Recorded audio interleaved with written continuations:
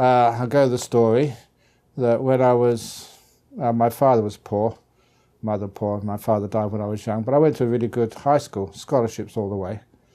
And it was such a good high school that they had a chaplain. It was Anglican Christian. And I went to see that chaplain once to ask him, what is God? I just don't get it. Please explain it to me. And I remember the chaplain say, well, God is ineffable, it's beyond words, it's the Alpha and Omega, it's the ground of all being, it's the ultimate. And I said, but what does that mean? It was all gobbledygook to me. And because he couldn't give a really easily understandable answer, I assumed he didn't know what he was talking about.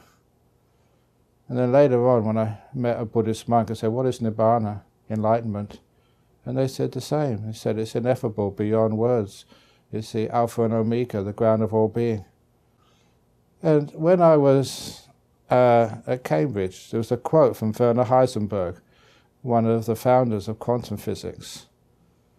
And people think quantum physics is hard to understand.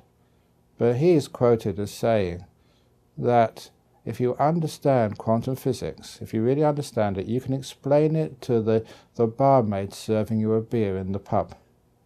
She will understand it. Your ability to explain something is a measure of how much you understand it.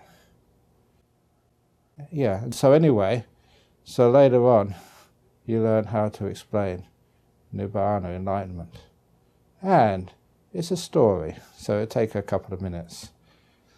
5 children playing a wishing game. And the rules are whoever comes up with the best wish wins the wishing game. So the first kid, thinks, if I had a wish, I'd wish for the latest Nintendo game, because you like playing computer games. Fair enough. The second kid said, well, if I had a wish, I'd wish for a computer game shop. Because with my own shop, my own store, I can get many computer games. Whenever there's a new one out, I can get it. So it's obviously a better wish. And the third kid said, well, if I had a wish, I'd wish for $1 billion US. Because the problem with, I like playing computer games too, but my mom keeps telling me I should do my homework and do my studies first. So if I had $1 billion, I'd first of all buy my own computer game shop, and then I'll buy my own school. If I own the school and pay the teachers, they can always make sure I get good grades, even if I don't hand in the homework. And there's 2 more kids, had their wishes, and the 4th kid said, if I had a wish, just saying 2 billion, it's the same as 1 billion, it's more money than you can ever spend. So he said, if I had a wish, I'd wish for 3 wishes. That's a wish. And for my first wish, I'd have a computer game shop. My second wish, I'd have $1 billion US. And for my third wish, I'd have 3 more wishes. That way I can go on forever. Beat that. And there was 1 more kid left. And that final kid would actually win the wishing game. Managed to see a wish which was far more superior than the infinity of wishes granted. And that 5th child said, if I had a wish, I wish I was so content I never needed any more wishes ever again. That's enlightenment. The end of craving. The end of wanting. So content, you don't need any more wishes. So, donkeys are very stubborn animals, but they're very strong and they can pull carts, pull people for long distances. But if you want that donkey to move, using a stick to beat it is just, it doesn't work. Instead, you use that stick, you tie it to the donkey's neck so the front of the stick is 2 foot in front of the donkey's head. On the end of the stick, you put a string, on the end of the string, a carrot. So there's a carrot right in front of the donkey's mouth. Donkeys like carrots, so the donkey moves towards that carrot.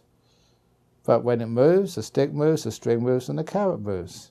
So you can almost see the carrot, but you move towards it and the carrot moves away. You move a bit further, you start running, the carrot's still 2 foot in front of your mouth. That is like life. getting the best job, getting a lovely partner, the beautiful relationship, fulfillment in life. You can actually see it there. And you move towards it and it moves away. You never quite catch it. And then that's what people use for enlightenment or wisdom. You can see it. I understand it. You move towards it and it moves away from you. But fortunately, there is a way the donkeys catch the carrots. And once you understand it, it's just so simple. I wonder why you never thought of that. So donkeys have been running towards a carrot for such a long time, so the donkey decides to stop and let go. So the donkey stops perfectly still. And because of momentum, the carrot moves further away. Never been so far away before, just like when you let go, you can fall asleep. You let it go. And then the carrot starts moving towards you. Soon it's 2 foot in front of your mouth, but for the first time coming at high speed towards your mouth. And it comes so close to your mouth. There's one last thing you must remember. Compassion. Carrot, the door of my mouth is open to you. And that's how donkeys catch the carrot. You've been chasing it for too long. You stop, you let go. And you have enough confidence and faith just to wait. It moves towards you.